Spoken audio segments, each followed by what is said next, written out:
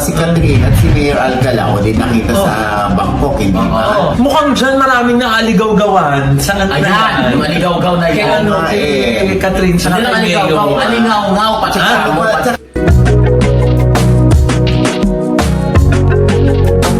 Sobrang dilim ng kalsada natin sa Lucena. Street light lang, Kuya Marco. Mas maliwanag pa yung ring light ko dito.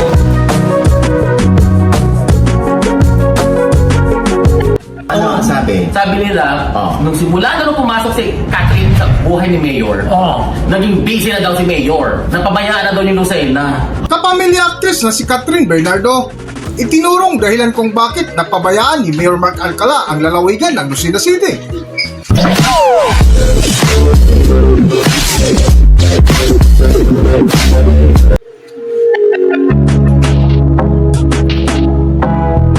Welcome back to Philippine Celebrity Broadcast.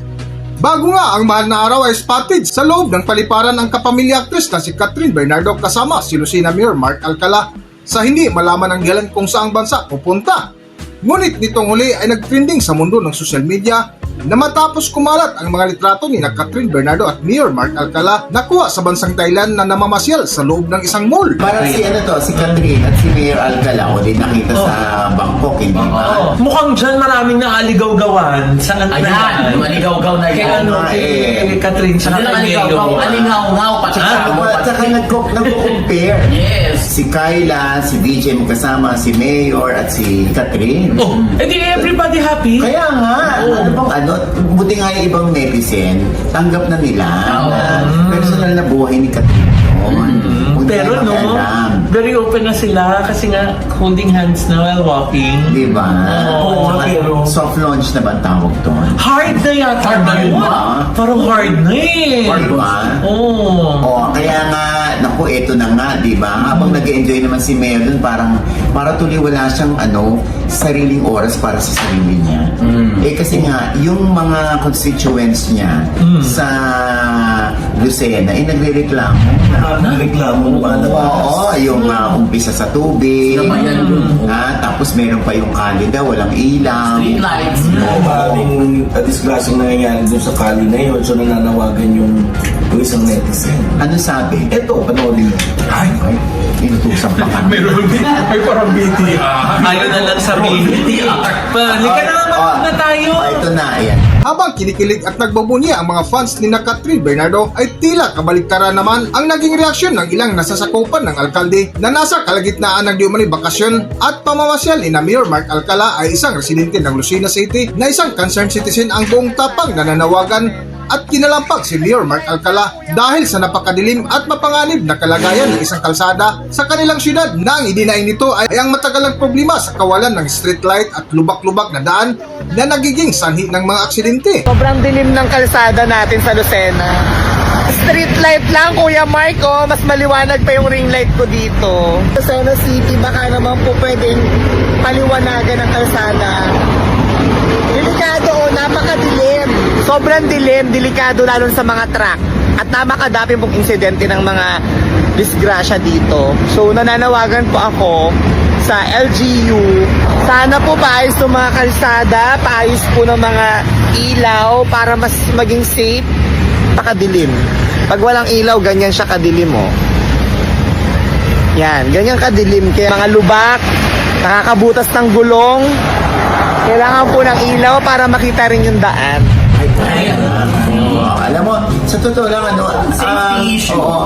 Isolated case naman siguro to. Ang inaasahan ng mga constituents sa kanilang mayor ay lahat ng pangangailangan nila, lahat ng reklamo nila natutugunan. Ni Mayor. Siyempre, hindi lahat kakayanin yan. Kahit ng Pangulo yan, hindi kakayanin lahat yan. Yung Pangulo, sinisisi kung bakit nag-i-increase yung langis. Diba? Na wala rin magawa ang Pangulo, ganyan-ganyan. Lahat naman talaga apektado. Katulad nitong kay Mark Alcala, yung kalye.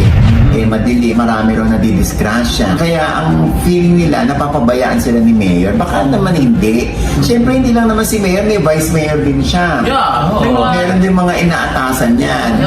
Kala tatanggol mo lang si Mayor Alcala. Hindi nga. Siyempre, hindi naman natin alam talaga kung ano talaga yung ganap ni Mayor.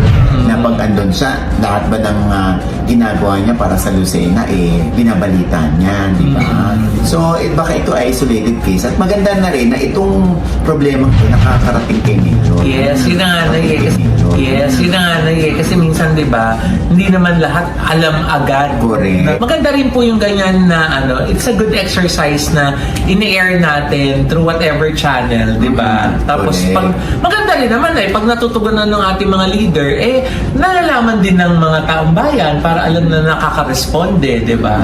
Sige, tignan natin kung ma-actionan yan, ha? Oo naman. Kaya nga malay mo naman nung nagde-date sila ni Catherine, nababasa niya din yung mga comment ng mga Oo. constituent niya. O, siguro sa isip-isip niya, kumanda yung pagbalik ko, aayusin ko lahat yan. Uy, alam mo ba? Ano yun? May mga comment pa rin yung mga netizen. At dahil nga sa lantarang pamamasyal ni Lucena Mayor Mark Alcala at Catherine Bernardo, ay hindi maiwasan na mabas ang aktres na kung saan itinuturong dahilan sa Catherine Bernardo bakit napabayaan ngayon ni Mayor Mark Alcala ang Lucena City dahil di umano kay Catherine. Para sa buong kwento, narito ating panoorin ang video. Ano ang sabi? Sabi nila, nung simula na nung pumasok si Catherine sa buhay ni Mayor, naging busy na daw si Mayor. Napabayaan na daw yung Lucena. Ay, Grabe naman yan. Hindi naman siguro. Ang dami dun sa comment. Oo nga, hindi naman Malay mo siguro. naman, inspired lalo ang mayor. Oo nga. Diyos ko naman, grabe naman, no? Kaya ma. Ay, nako. O basta, ang importante dito, nakakaabot naman yan sa kaalaman ni Mayor. Yes.